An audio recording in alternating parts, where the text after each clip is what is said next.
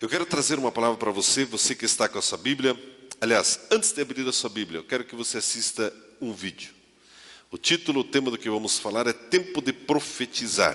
Essa é uma mensagem que o Pio ministrou na semana passada na Comunhão Cristã de Curitiba, e eu quero procurar trazê-la da maneira mais fiel possível para que você também receba essa revelação tremenda. Mas antes eu gostaria que você assistisse um vídeo. The hand of the Lord was upon me. He brought me out by the Spirit of the Lord and set me in the middle of a valley. It was full of bones. He led me back and forth among them, and I saw a great many bones on the floor of the valley. He asked me, "Son of man, can these bones live?" I said, "O sovereign Lord, you alone know." Then he said to me, "Prophesy to these bones and say to them, dry bones, hear the voice of the Lord. I will make breath into you and you will come to life. Then you will know that I am the Lord." So I prophesied as I was commanded, and as I was prophesying, there was a noise, a rattling sound, and the bones came together, bone to bone. I looked, and tendons and flesh appeared on them, and skin covered them, but there was no breath in them. Then he said to me, "Prophesy to the breath, and say to it, come from the four winds, O breath, and breathe into these slain that they may live." So I prophesied as he commanded me, and breath entered them. They came to life and stood up on their feet, a vast army.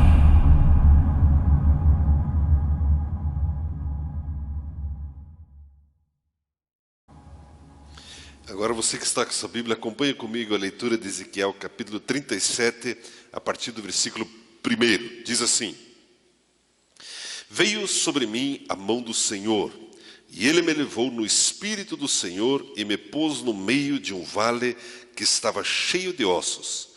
Ele me fez andar ao redor deles, e eu vi que eram muito numerosos sobre a face do vale, e estavam sequíssimos.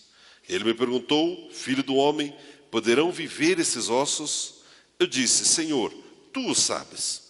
Então ele me disse, profetiza sobre esses ossos e dize-lhes, ossos secos, ouvi a palavra do Senhor.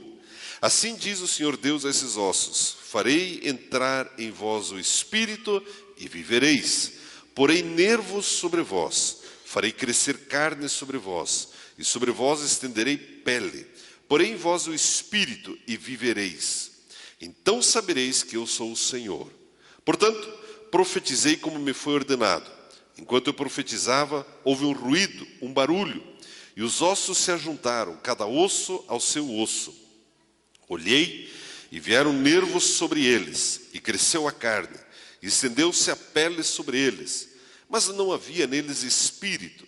Então ele me disse, profetiza ao Espírito, profetiza ao Filho do Homem e dize ao Espírito, assim diz o Senhor Deus, vem dos quatro ventos, ó Espírito, e assopra sobre esses mortos, para que vivam. Profetizei como ele me ordenara. Então o Espírito entrou neles e viveram, e se puseram em pé, um exército grande em extremo. Ele me disse, filho do homem, esses ossos são toda a nação de Israel. Eles dizem, os nossos ossos se secaram e pereceu a nossa esperança. Nós estamos cortados. Portanto, profetiza e diz-lhes, assim diz o Senhor Deus, eu abrirei as vossas sepulturas e vos farei sair delas, ó povo meu, e vos trarei a terra de Israel. Então sabereis que eu sou o Senhor, quando eu abrir as vossas sepulturas e vos fizer sair delas, ó povo meu. Porei em vós o meu espírito e vivereis, e vos porei na vossa terra. Então sabereis que eu, o Senhor, disse isso e o fiz, diz o Senhor. Glória a Deus por essa leitura. Mas esse texto é um texto extraordinário da palavra de Deus. E esse texto, ele retrata uma realidade muito dura, muito cruel, muito difícil. E eu sei que de vez em quando você olha para a sua própria vida, nós olhamos para a nossa própria vida, olhamos para a nossa nação, olhamos para o mundo como está, e você não fica com a impressão que em alguns momentos é exatamente esse o cenário? Um vale de ossos secos. Em todo lugar, para toda direção que você olha, você vê morte, destruição, ameaça, todo tipo de ameaça, ameaça de fome, ameaça de guerra, ameaça da natureza, ameaça de pessoas. E a gente olha assim, Deus, eu estou no meio de um vale de ossos secos. Mas o maravilhoso desse texto, amados, é como ele termina. Onde aquele vale de ossos secos é transformado num exército numeroso, poderoso, e todas as pessoas reconhecem que Deus é o Senhor. Você sabia que Deus é o teu Senhor? E não há absolutamente nada para você e eu temermos nesses dias? Você sabia disso? E nós queremos conversar sobre isso nessa manhã. Mas é interessante que no Antigo Testamento, o Espírito Santo, ele era dado sob medida. Assim como ele veio sobre Ezequiel, depois foi embora. Ele vinha sobre Moisés e foi embora. Ele vinha sobre Davi e foi embora. Vinha sobre Sansão e foi embora. O Espírito Santo, ele vinha com propósitos e momentos específicos e por períodos específicos. Assim funcionava no Antigo Testamento. O privilégio de uma pessoa, de um desses homens e mulheres, receberem o Espírito Santo e profetizarem em nome de Deus, profetizarem a palavra de Deus, era um privilégio indescritível, um privilégio inimaginável, a ponto do nome deles estar escrito na Bíblia, como por exemplo Ezequiel. Só que o que aconteceu? Jesus nasceu.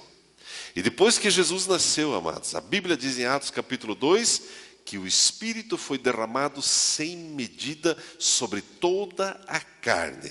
E hoje todos podem profetizar, inclusive você e eu. Não é maravilhoso isso, amados? Nós fomos chamados, sim, para profetizarmos. E eu quero trazer essa palavra para você e trazer esse ensinamento. O que significa profetizar? Como que eu profetizo? A Bíblia diz em Atos capítulo 2, versículo 16 a 18, vamos colocar ali e ler juntos. Atos 2, do 16 ao 18, diz assim: Mas isto é o que foi dito pelo profeta Joel. E acontecerá nos últimos dias, diz o Senhor, que derramarei do meu espírito sobre toda a carne, e os vossos filhos e as vossas filhas profetizarão. Os vossos mancebos terão visões, os vossos jovens terão visões, e os vossos anciãos terão sonhos. E sobre os meus servos e sobre as minhas servas derramarei do meu espírito naqueles dias, e eles profetizarão. Eles profetizarão. Amados, esse texto, ele fala logo que Jesus, ele morreu, foi assunto aos céus, o Espírito Santo foi derramado, e aqui, amados, a Bíblia coloca o padrão que Deus espera de você e de mim. O Espírito Santo olha para você e para mim, e sabe como ele nos vê? Como profetas. Ele nos vê como homens e mulheres que declaram a palavra de Deus nesses dias. Essa semana, estava conversando com um pastor, muito querido, muito amigo, e rolou lá um probleminha lá na marcha, e aí, enfim, tinha que resolver lá um pequeno desgaste que aconteceu, resolvemos. E estava falando para ele, pastor, mesmo que a Dilma viesse para a nossa marcha, e mesmo o partido que ela pertence, que a maioria das pessoas não concordam, eu iria orar com ela, eu iria profetizar sobre a vida dela. Mas é interessante que, através daquilo que você fala, você e eu determinamos o nosso futuro. Depois que Jesus nasceu, nós estamos muito mais preparados para profetizar. Mas é interessante que, quando se fala em profetizar, você usa um membro do seu corpo, que é a sua língua. Ou você declara maldição, ou você declara bênção. Sexta-feira eu estava dando uma aula para os nossos queridos alunos ali na Fateme Integral. Aliás, quero lembrar aqueles que são colaboradores, né, do Denis e da Fernanda, eles agradecem a sua doação. Sexta-feira eu tomei um cafezinho com eles lá, e eles, pastor, tem doadores lá que esqueceram da gente, esqueceram de mim 3 aqui, né? Então, se você se comprometeu, mesmo que você não tenha se comprometido, manda lá uma oferta para eles, né? Faltam 2 meses para eles terminarem o curso, vai ser uma bênção na sua vida.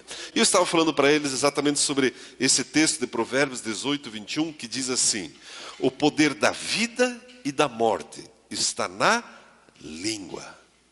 Você sabia disso, amado? Ou você decide murmurar e profetizar maldição, ou você decide profetizar bênção. Vamos pegar o exemplo da sua empresa, do seu emprego, do seu trabalho, da sua faculdade, da sua casa. Você pode levantar pela manhã e você foi chamado para profetizar, e a Bíblia diz que o poder da vida e da morte está na língua. Você pode olhar o seu negócio, o seu trabalho e amaldiçoá-lo o dia inteiro, e é o que você vai colher. A Bíblia diz, tudo que você semeia, você colhe. Está lá em Gálatas 6, 7. Ou você pode abençoar o seu trabalho. Nós vamos ver ao final dessa mensagem como abençoar. Mas pais, prestem muita atenção sobre o que eu quero falar para você. Aqui, assim como o Paulino trouxe esse exemplo desses livrinhos endemoniados que muitas vezes deixamos entrar nas nossas casas. Quando teu filho está crescendo, de repente ele tira uma nota ruim, não profetize maldição sobre ele. Muitos pais olham para os seus filhos e porque ele tirou uma nota ruim, eles fazem declarações de maldição. Mas é um burro mesmo. Já ouviu essa expressão, não? Mas olha o tamanho da orelha dele. Mas é igualzinho ao teu tio. E vai ver, o tio está na cadeia, um alcoólatra, um bandido. E pais declaram sobre seus filhos: cuidado com isso. Ao contrário, profetize bênção. Mesmo que ele tenha tirado uma nota ruim, você é um gênio. Você vai resolver o problema da água em Marte. Não é o que está falando aí que tem água em Marte, mas não dá para tomar? Então, você, filho, vai resolver esse negócio. Mãe? Vai. Então, tá bom. Por quê, mãe? Porque a Bíblia diz que você é abençoado. A Bíblia diz que que Jesus veio para ter vida e abundância.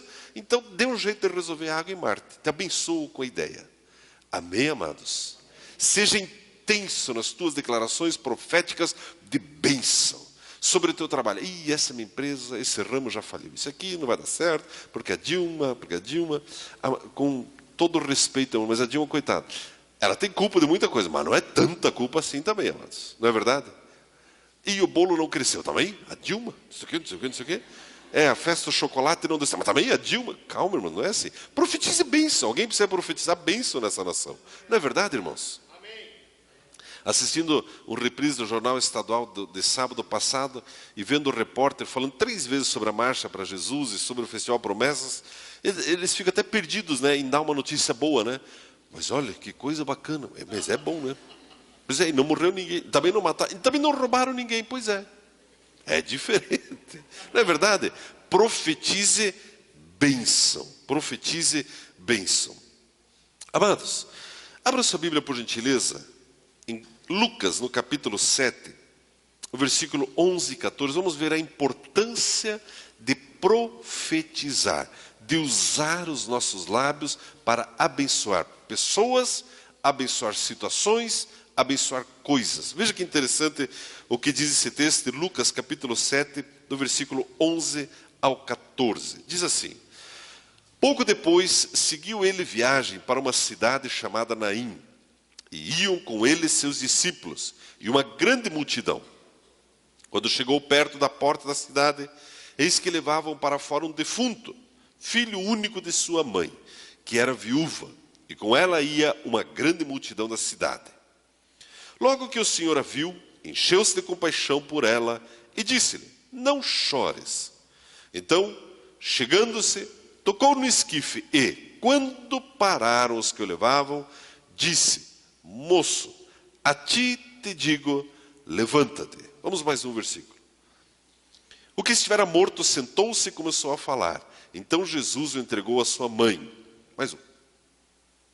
O medo se apoderou de todos e glorificavam a Deus, dizendo: um grande profeta se levantou entre nós, um grande profeta se levantou entre nós e Deus visitou o seu povo. Amados, essa é uma história muito conhecida da maioria de nós, mas ela retrata também a realidade do que nós vivemos, das pessoas à nossa volta. Havia aqui duas multidões, dois cortejos. Havia uma multidão acompanhando um cortejo fúnebre. E não era um cortejo fúnebre qualquer. A Bíblia descreve que era o filho único de uma viúva. Então, se você se colocar no lugar dessa mulher, dessa mãe, dessa viúva, era um momento dramático para a vida dela. Já tinha sepultado o marido, já sabia que o marido não ia voltar da areia, e agora, por alguma razão, o filho, que seria o sustento, que seria o apoiador, que seria o cuidador dela, agora também estava sendo sepultado. Mas a gente vê esse quadro de angústia, de dor, e não é exatamente o que a gente vê à nossa volta. E você olha aquilo e pensa, não tem mais jeito. Você já olhou para a sua própria vida e declarou essa frase? Não tem mais jeito nessa ou naquela área, ou no casamento, ou nas finanças, ou no ministério, ou nas amizades. Não tem mais jeito, está morto. A multidão em volta toda concorda. Olha, a única coisa que a gente vai fazer por você é balançar a cabeça e chorar, porque realmente a coisa perdeu o seu controle. Não tem mais volta. Não tem mais volta. As promessas, esqueça, não vão se cumprir. Está morto. É interessante que, de acordo com alguns estudiosos, naqueles dias de Jesus, era costume, antes de sepultar uma pessoa, fazer um tipo de um embalsamento. E nesse embalsamento, tirava-se todas as vísceras, todas as entranhas da pessoa, pulmão, coração, rim, tirava tudo. Toda a gororoba que tem aqui dentro, tirava tudo. E colocava ali dentro algumas especiarias, algumas ervas, alguns tipos de capim. E costurava de novo e fechava. Ou seja, o sujeito não só estava morto, mas estava desprovido de tudo que poderia funcionar ali dentro. Né? De repente, a última batidinha do coração só tinha capim ali, capim e temperos, né? Não tinha mais nada. E a gente às vezes olha assim, pastor, é assim que eu me vejo. Só que agora vem uma outra multidão, com Jesus. Aleluia. Os crentes, festa dos crentes, aleluia. Festa da igreja. Né? Cirolão, chegando lá, óculos escuros de noite, é o tipo dos crentes, né? É a figura, o tipo dos crentes. Aí outro vem uma banda ali junto com Jesus tocando um sertanejo. Eu fui curado, sarado, liberto pelo sangue do Cordeiro. Né? Vem lá um grupinho de sertanejo com Jesus, né? Meia turma do Tom Carf, de Cirolão, tal, não sei o quê. A Gabriela Rocha, que doce aquela menina, né? Mas canta, hein? Não vou nem tentar porque vai ficar, não vou nem me arriscar, né? Enfim. E toda a turma lá vem vindo, e é aquela multidão que profetiza. Mas e Jesus vai andando ali, e ele chega e manda parar o cortejo fúnebre. Dois tipos de situação, a morte e a vida. A maldição e a bênção. E Jesus diz, peraí, para um pouquinho. Mas se nós olharmos o mundo à nossa volta, pensa num cortejo fúnebre que está esse planeta. Não é verdade? Eu acho que nunca se matou tanto por tanta banalidade nesse planeta. A tensão no nosso país é muito grande.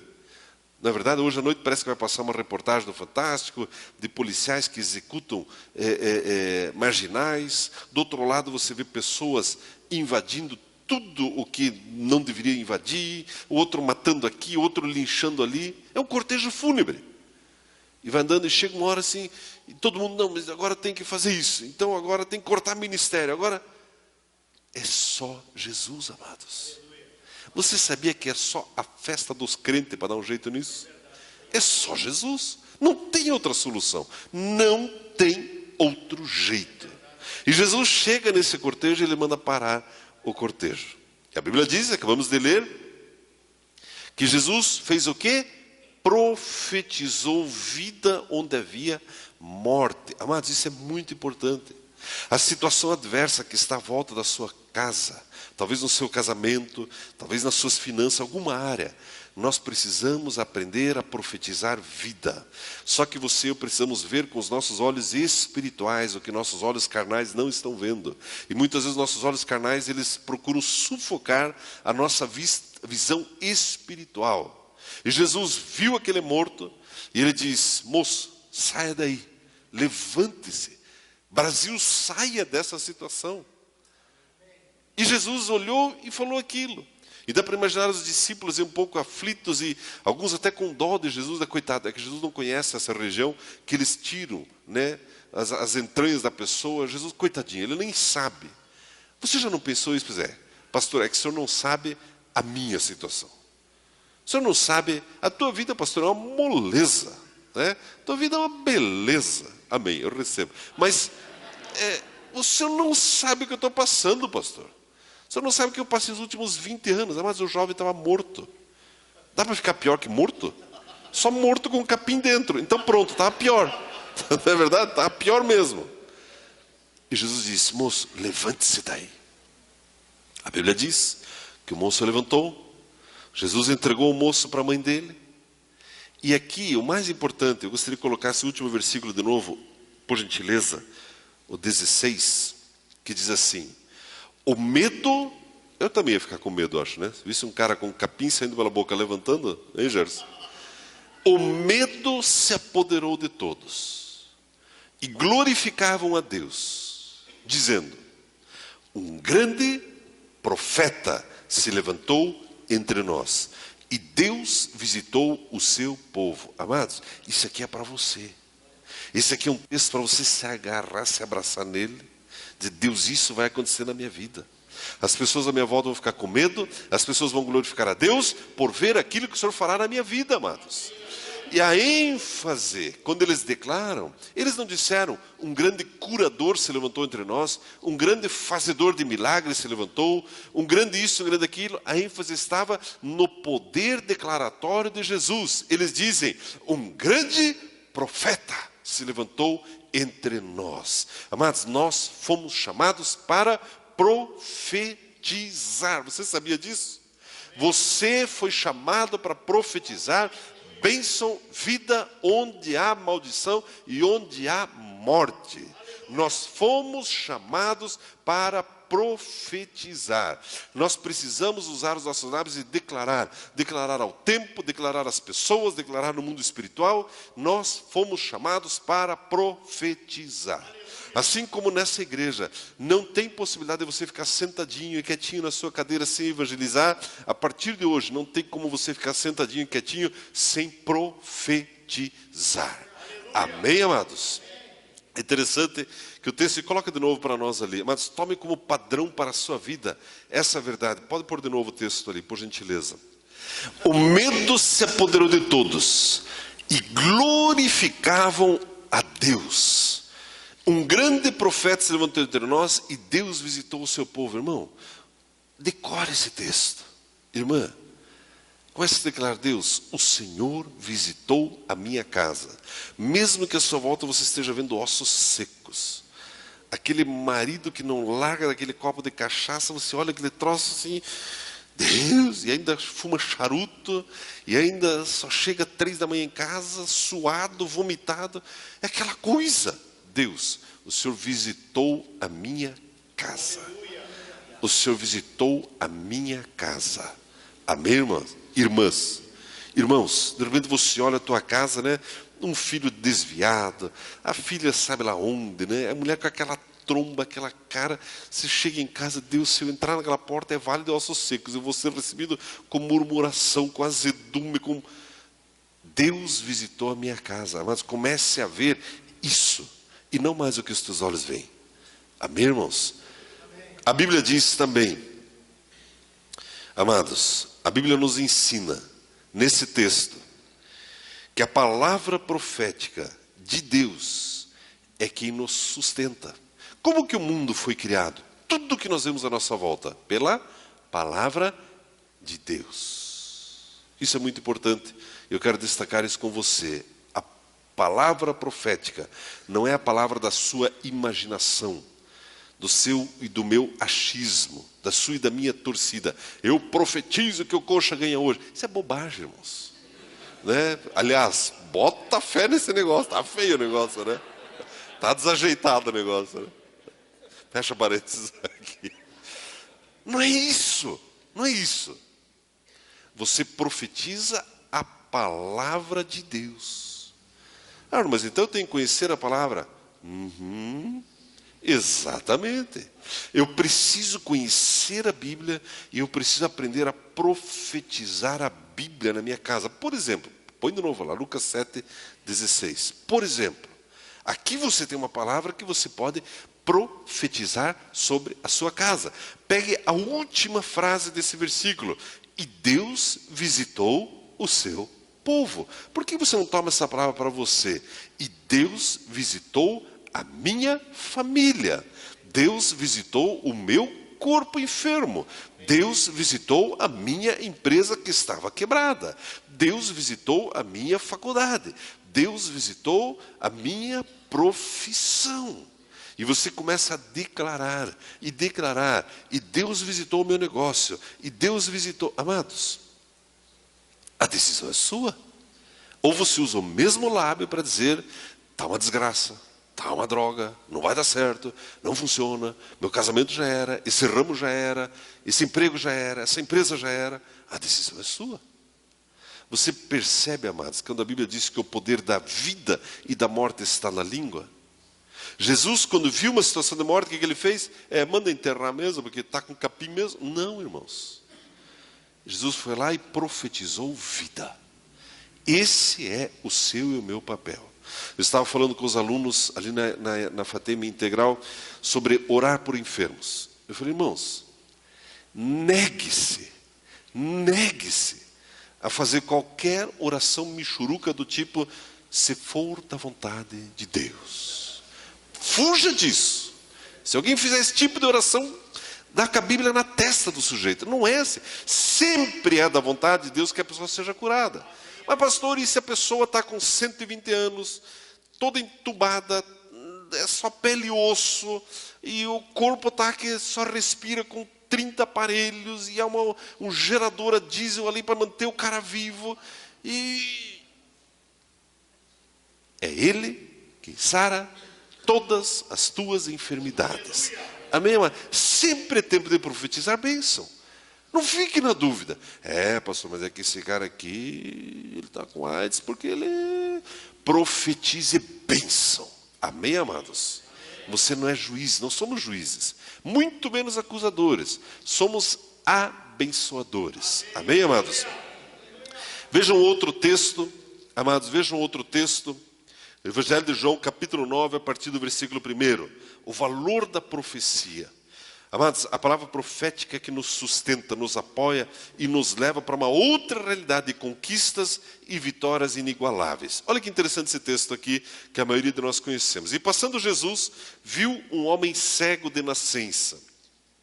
Perguntaram-lhe os seus discípulos, Rabi, quem pecou? Este ou seus pais para que nascesse cego? Respondeu Jesus, nem ele pecou, nem seus pais, mas foi para que nele se manifestem as obras de Deus. Amados, parênteses. Nem todo sofrimento é consequência do pecado. Fecha parênteses, ok? Adiante. Importa que façamos a obra daquele que me enviou enquanto é dia. Vem a noite, quando ninguém pode trabalhar. Enquanto estou no mundo, sou a luz do mundo. Dito isso, cuspiu no chão, e com a saliva fez lodo, untou com lodo os olhos do cego. E disse-lhe, vai, lava-te no tanque de Siloé. E ele foi, lavou-se e voltou vendo. Lavou-se e voltou vendo. Então os vizinhos, e aqueles que antes o tinham visto quando o mendigo perguntavam, não é este o mesmo que se sentava a mendigar? Mas é interessante que essa história, Jesus encontra esse cego, os discípulos olham para ele, escuta, ele é cego por culpa dele ou dos pais dele?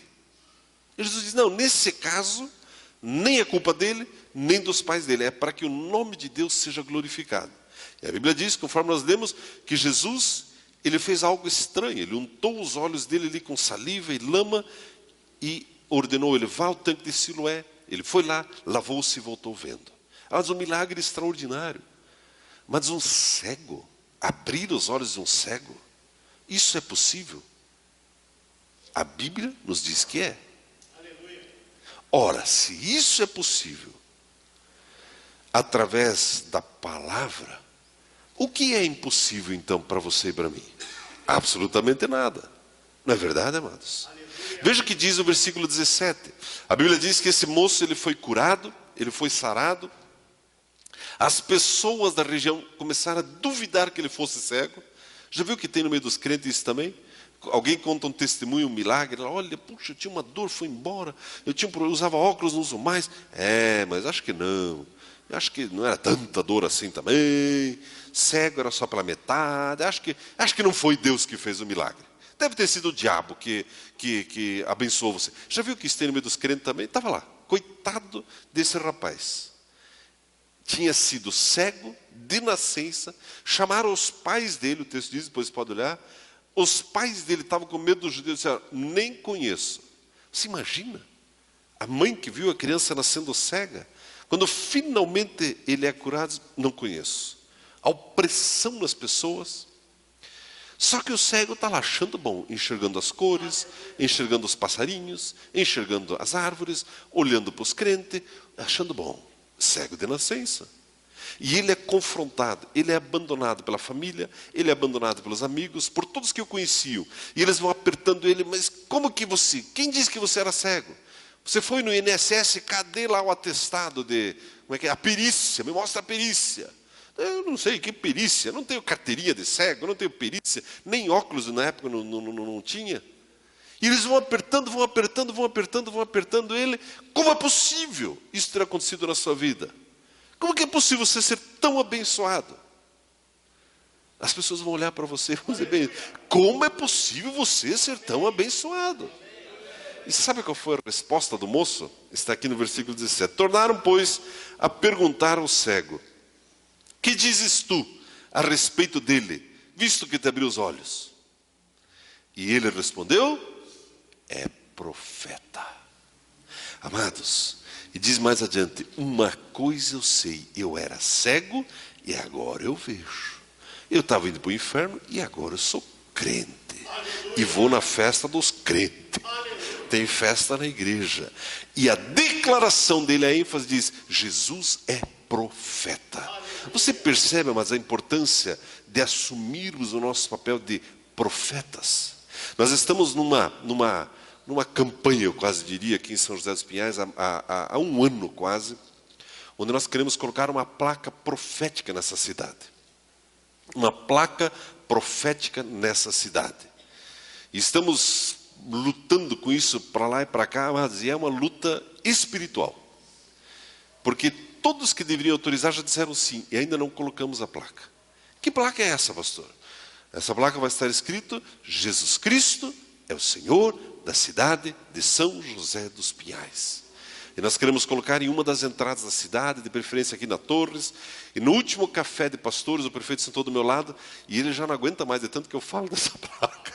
Aí ele levantou assim, pastor, a tua placa nós estamos dando um jeito. É que eu estou querendo fazer que nenhum outro prefeito depois, metido a besta, venha tirar essa placa. Então, aguenta mais um pouco, eu estou vendo uma lei certa. Digo, capricha, prefeito, está na hora. Tem que pôr essa placa. Daí ele falou, quem sabe a gente colocasse numa praça? Eu falei, não precisa ser numa das entradas da cidade. O senhor não entende isso, eu entendo. Tem um aspecto espiritual, profético muito forte. Então tá bom. Pode ser na entrada do aeroporto? Pode, aeroporto melhor ainda, não é verdade? É a principal porta de entrada do estado do Paraná. Amados, nós fomos chamados para sermos profetas. E nós vamos profetizar bênção nessa nação. Você começa a perceber a importância do Festival Promessas e da marcha para Jesus nessa cidade? Amados, foi um dia inteiro só profetizando bênção na cidade. O que você acha que acontece, está acontecendo nos lares dessa cidade? Amados, coisas que não estão acontecendo em muitas cidades dessa nação.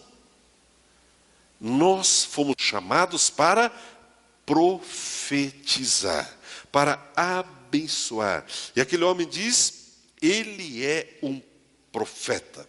Agora, volte por gentileza para Ezequiel capítulo 37. Ezequiel capítulo 37. No versículo 1, a Bíblia nos diz assim: veio sobre mim a mão do Senhor. Quem? A mão do Senhor. A mão do Senhor, amados, é o Espírito Santo. Então, o Espírito Santo levou o profeta para esse lugar.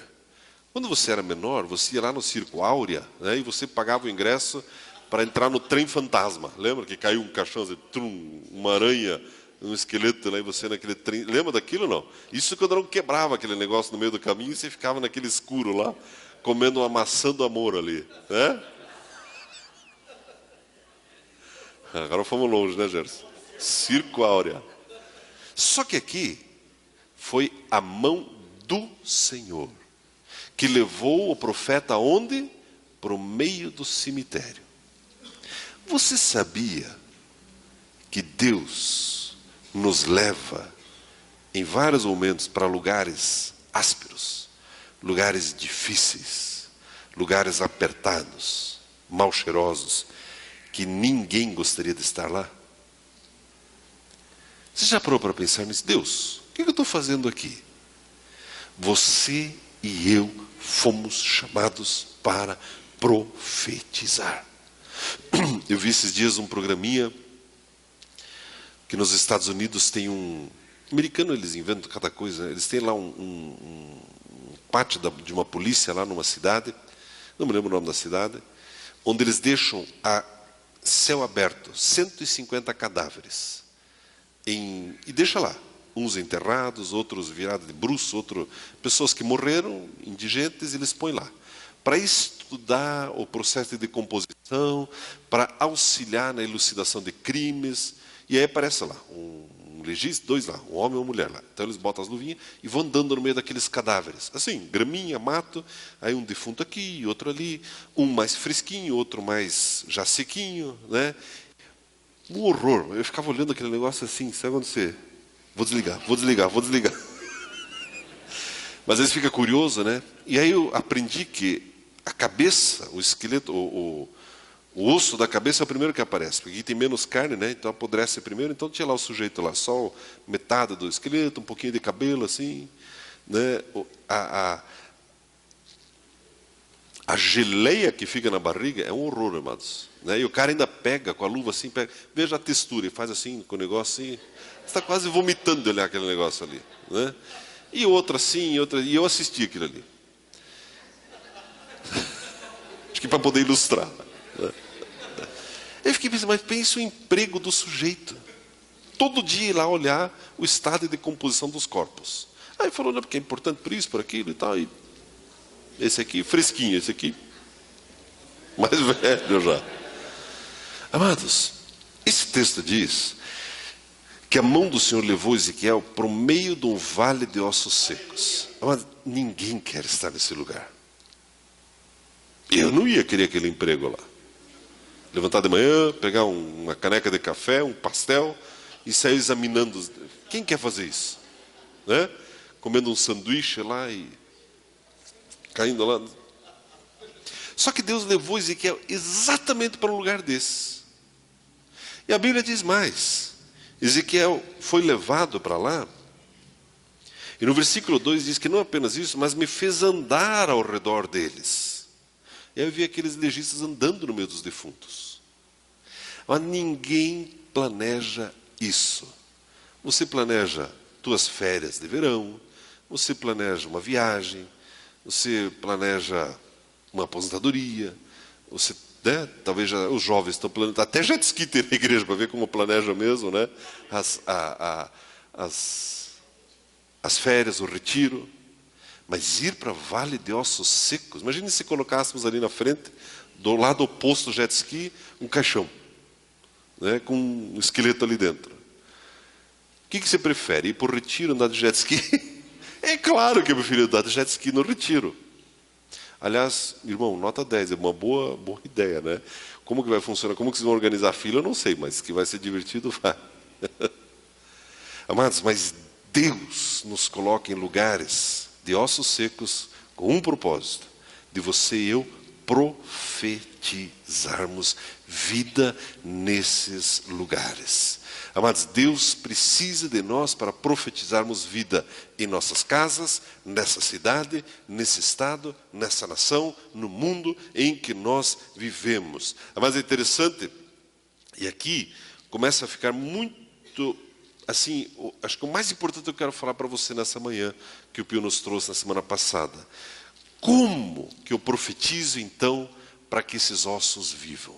Como que eu profetizo? Então eu sou profeta? Sim. Você acabou de receber uma carteirinha de profeta. Seu cartão de visitas, profeta. A Bíblia diz que nós somos profetas. Amém, amados? E precisamos profetizar, porque os ossos, né, em alguns momentos já nem secos estão esfarelados. Não é verdade? Em algumas situações se olha, Deus, como que vai ser? E Deus diz, profetize. E aqui, amados, entra algo muito importante. Para profetizar, eu preciso profetizar em duas direções. Eu preciso resistir às trevas, à situação, à morte. Você profetiza aos ossos secos, diz, ossos secos, eu profetizo que vocês vão viver. Você profetiza para a situação.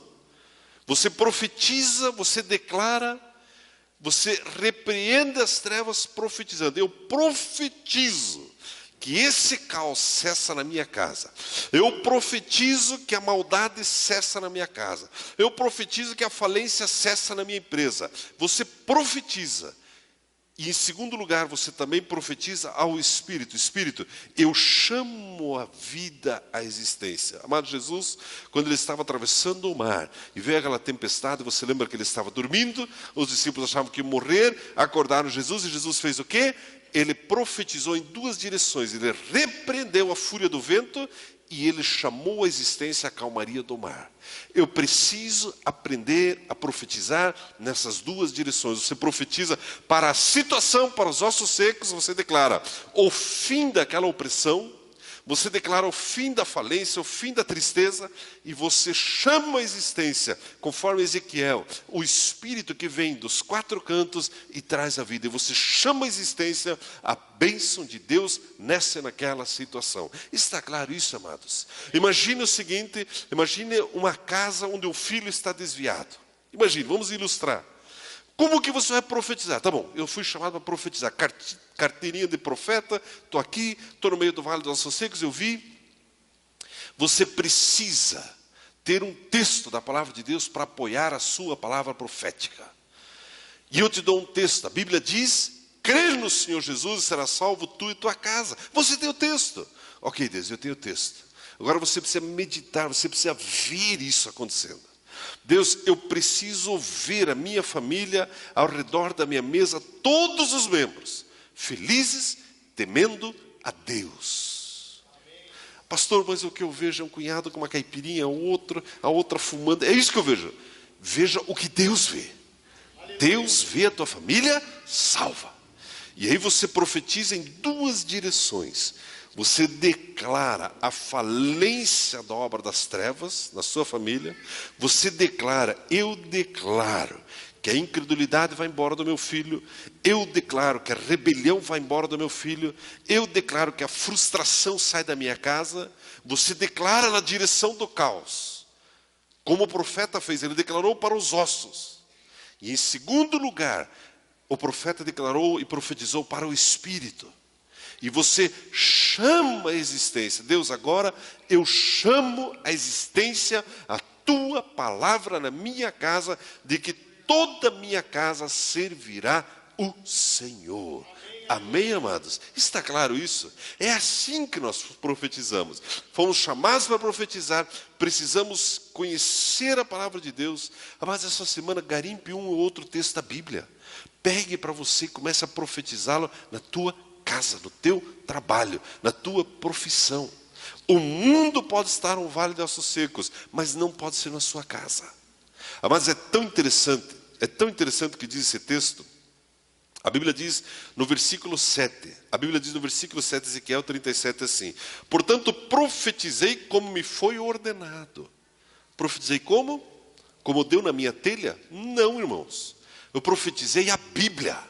Por isso precisamos conhecer a Bíblia. Eu profetizo que aquele casamento vai acabar porque eu quero ficar com o marido dela. Isso é bobagem, irmãos. Isso é macumba, isso é feitiçaria, não é isso. Você profetiza a Bíblia. Amém, irmãos? A Bíblia diz, portanto profetizei como me foi ordenado. Enquanto eu profetizava, houve um ruído, um barulho, e os ossos se ajuntaram, cada osso ao seu osso. Você sabia que a profecia, ou profetizar, produz barulho? Fizemos um baita barulho semana passada no meio da cidade de São José. Não é verdade? É a festa dos crentes mesmo. Um baita barulho. Existem pessoas que se levantam para profetizar e causam barulho de divisão, de arrogância. Eu sou melhor que você. Aqui na minha igreja que você é curado. O quê? Você é obreiro na outra igreja, não foi curado lá? Aqui você é curado. Essa bobageira toda. Tem gente que usa a língua, amados, e faz um barulho de divisão, de intriga, de confusão. A minha igreja é melhor, porque aqui sim tem profeta. Mas isso é bobagem, irmãos. Mas existe um barulho, e você senta no teu espírito, quando o barulho é do Espírito Santo. E você percebe algumas coisas. Por exemplo, a vontade de estar junto com os irmãos. Você sabia que isso é do Espírito Santo? Você vai num lugar que tem um barulho, onde é profetizado, mas eu sempre quero estar lá de novo. Não é assim? Não há de ver que estamos aqui de novo? E não é gostoso? E não é bom estar essa semana na casa do teu grupo familiar? É um barulho, amados, que produz unidade, que produz leveza. Nós somos fazedores desse tipo de barulho, irmãos. Não é verdade?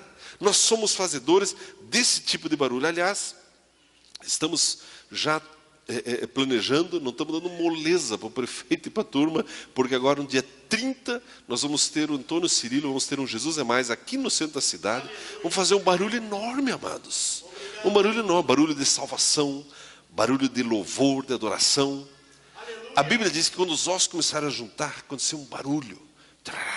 Imagina osso com osso. Depois vieram os nervos, veio a carne, veio a pele. Amados, barulho do Espírito Santo. A Bíblia diz em 1 Coríntios, capítulo 14, versículo 31, eu quero encerrar com esse texto. E depois vamos ter a ceia do Senhor. 1 Coríntios 14, 31. Porque todos podereis profetizar. Todos, amados, no grego é todos, no hebraico é todos, em português é todos, todos é todos.